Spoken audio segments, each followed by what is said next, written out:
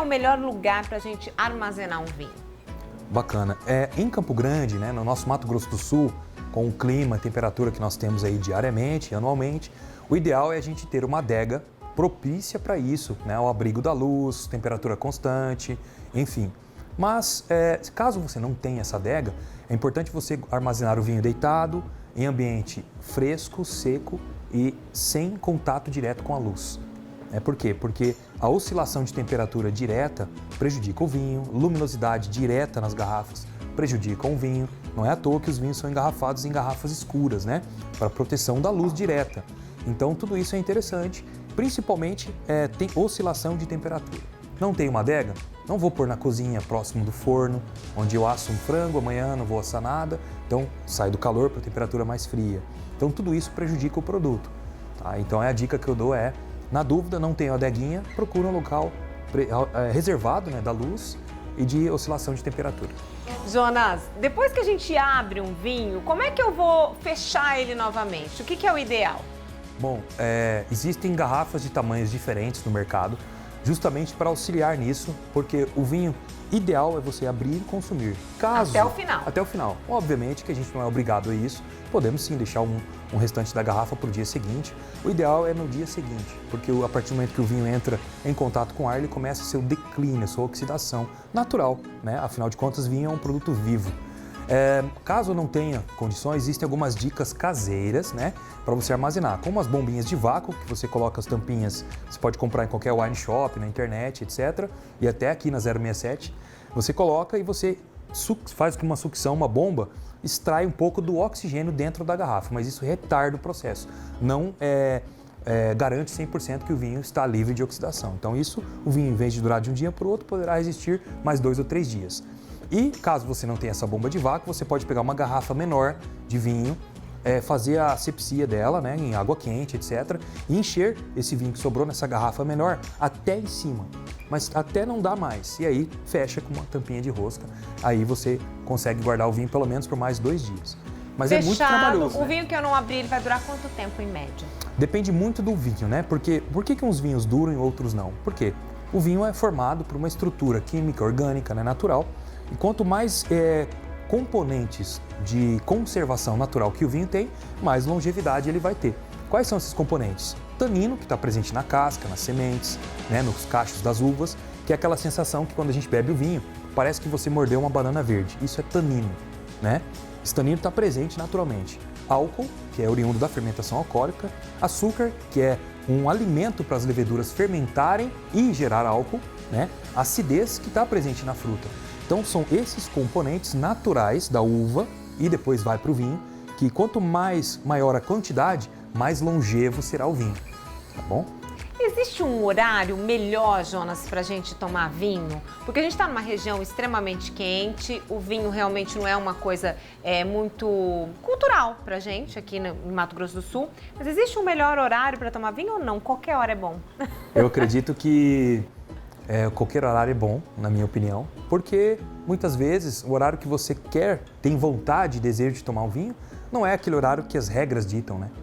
Então acho que é muito importante você, por exemplo, pode chegar do trabalho cansado, abrir uma taça de vinho, posso abrir uma taça de vinho ao almoço, ao jantar, no meio da tarde, no meio da manhã, obviamente com doses maiores de responsabilidade. Isso é sempre a premissa que a gente dita, né?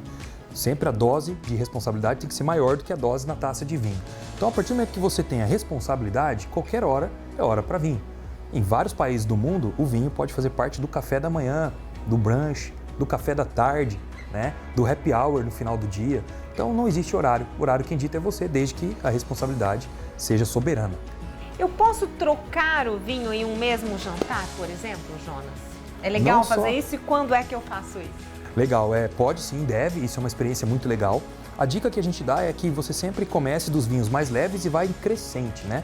Porque se você fizer ao contrário, lembra daquele efeito que você come uma bolacha recheada com leite com chocolate na infância? Quando você come a bolacha muito doce, você vai pro leite com chocolate, parece que o leite não tem nem chocolate, porque você adoçou o seu paladar. A mesma coisa acontece no vinho. Se você começar com vinhos extremamente fortes a princípio, quando você for para os leves, deles você não vai sentir nada, porque o seu paladar já está acostumado com aquela força dos vinhos mais estruturados. Então a dica é sempre começar dos vinhos mais leves e ir crescendo. Vinhos espumantes brancos, com níveis de açúcares mais baixos, aí vai subindo. Vinhos rosés, vinhos tintos leves, vinhos brancos, né? Antes dos rosés brancos, rosés, vinhos tintos leves, meio corpo e mais encorpados. Queria que você desse uma dica pra gente agora de alguns vinhos que são legais para comer com pratos típicos nossos aqui, como o arroz carreteiro, por exemplo. Vamos lá. Vou tirar a capivarinha aqui, que é nosso mascotinho do Itapega. A 067 ela trouxe, né, para Mato Grosso do Sul um conceito diferente de vinhos autorais, em homenagem à nossa cultura. Esse, por exemplo, é o Comitiva Pantaneira Grande Reserva. Ele é um blend de Malbec e Cabernet Franc, com 12 meses em passagem de carvalho francês e americano de primeiro uso, que dá para o vinho mais elegância, mais estrutura, aromas mais complexos e elegantes também. Esse vinho foi escolhido a dedo para poder ser harmonizado com arroz de carreteiro, macarrão de comitiva, carne soleada, churrasco. Então nós já fizemos o teste várias vezes, inclusive, né? E sempre dá muito certo, porque tem taninos, álcool e residual de açúcares, perfeito para uma harmonização com churrasco, né? Com carnes, com arroz de carreteiro, enfim. Inclusive o próprio macarrão de comitiva, né? Que é um prato típico da nossa terra. A gente tem outras comidas aqui também bastante típicas, como por exemplo o piqui. Você teria alguma sugestão de algum vinho desse aqui que combine com arroz com piqui, por exemplo? Sim, a gente tem aqui um vinho muito interessante, que é uma novidade, né? Que é o Piraputanga, Salto da Piraputanga Chardonnay Grande Reserva. Ele é 100% Chardonnay, só foram produzidas 390 garrafas desse lote, né? E é homenagem a Mato Grosso do Sul, a nossa cultura. O piqui é forte, é uma fruta forte, com aromas, sabores bem fortes. Então, um vinho branco não vai ocultar e também não vai sobressair, vai equilibrar. No caso desse Chardonnay, que tem passagem por barrica, né? 20% do lote passa, e é extraordinário para isso. Porém, digo de passagem que piqui não é um prato fácil para harmonizar, mas também não é impossível. Não é fácil, porque ele é muito forte, ele né? Ele é bem presente, né? Então tem algum desses que a gente tem aqui que você acha que harmoniza com quase tudo? Tem. O Coringa, normalmente, são os espumantes rosés aqui, né? Vou dizer que... Então, se eu tiver na dúvida, eu posso ir nesse aí. Sim. Inclusive, a gente fez uma harmonização, uma experiência aqui, eu e o Alan, né, meu parceiro, sócio e amigo.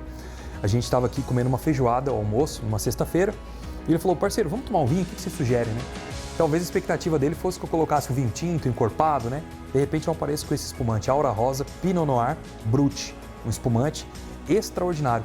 O que ele tem que harmoniza com a feijoada? Primeiro, as borbulhas, né, do espumante, elas servem como lixa, limpando o nosso paladar. Depois, por ser um espumante com uma dosagem de açúcar leve, então a acidez bem presente, harmoniza muito bem com feijoada. Para que a gente seja bem responsável, qual que é a quantidade ideal de vinho? Olha, eu costumo dizer que é uma taça ao almoço, né? Uma tacinha aí de 250 ml no máximo, 100 ml, e uma taça ao jantar, sempre atrelado com a refeição, porque aí você está se alimentando, né? Então seu organismo consegue metabolizar melhor o consumo do álcool. Então, como se ele fosse um complemento do arroz, feijão, da carne, da salada, uma tacinha para acompanhar. Feito isso. Essa é a dica.